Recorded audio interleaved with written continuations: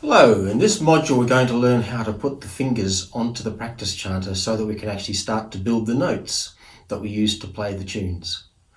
The first thing to note is there are two hands. We call them the top hand because it's up on the top part of the chanter, and the bottom hand which goes onto the bottom half. The first point I'd like to make is a lot of people think that they need to swap them around if they're left-handed. That's not necessarily true. Playing left-handed is an option. It's not one I prefer, and it causes complications for you later if you choose to do that. But it is a valid option if you really want to. I won't be touching on playing left-handed in this module at all. I'll be showing you how to play in the more common position. So I'll be showing you how to place the fingers correctly on the holes.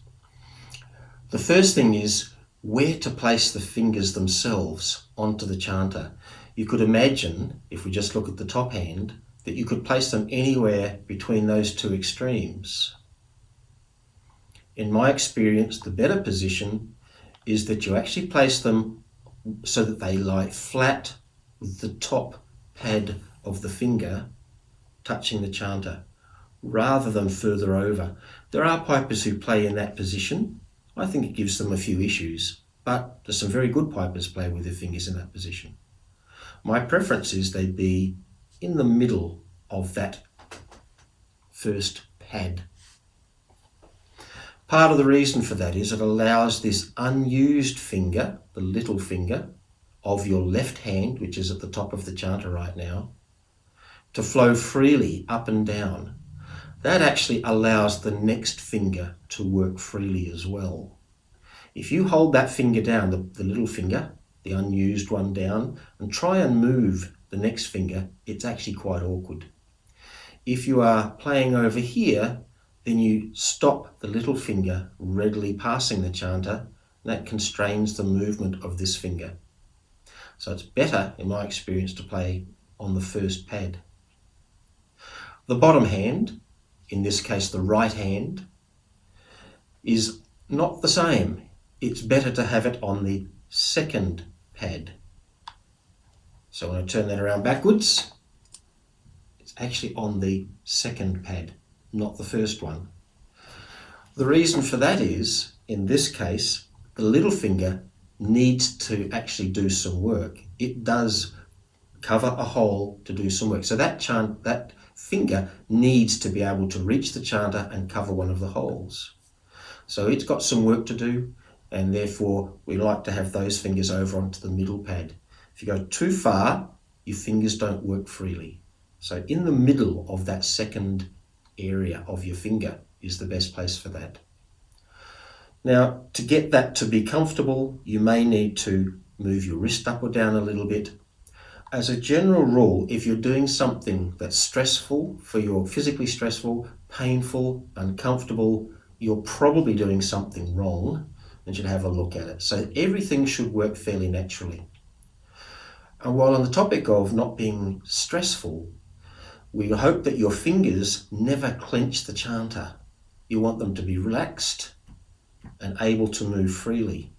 If you've had a practice session of 5 minutes or 10 minutes and you take your top hand away and there's a massive callus on the back of your thumb, then you're probably holding the chanter too tight.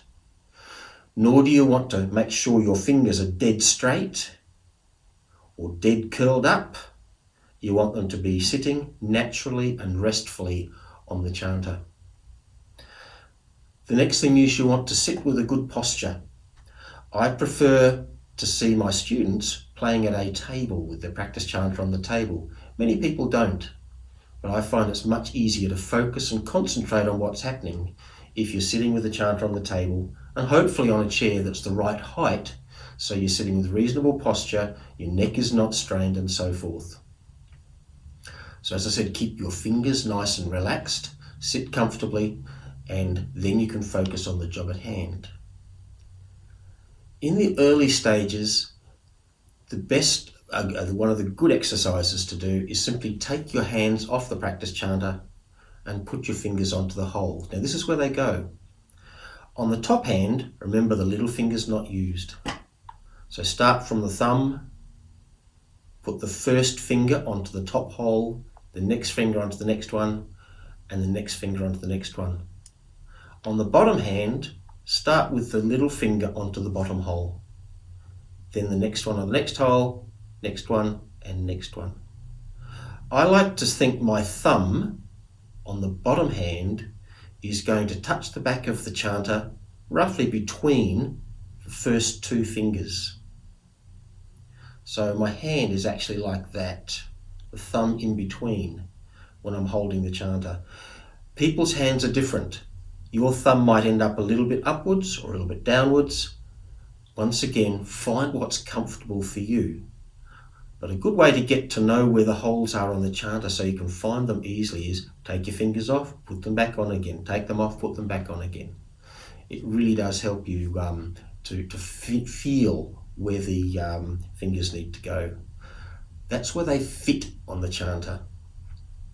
Some of the common things you see that aren't quite so helpful are having the top hand too far over and therefore your fingers not being able to move freely. Another thing is curling the fingers, stressing them by being too straight, and so forth. The key principle is keep them light, keep them relaxed, keep them comfortable, keep your posture comfortable. If you do those things, you'll be able to find the holes on the chanter after a little while of practice fairly easily, and you'll be able to move your fingers readily to actually start to play the notes that make up the tunes. So that's how we do placing the fingers onto the chanter as the first step. It is a piece of work to do as the very first piece of practice.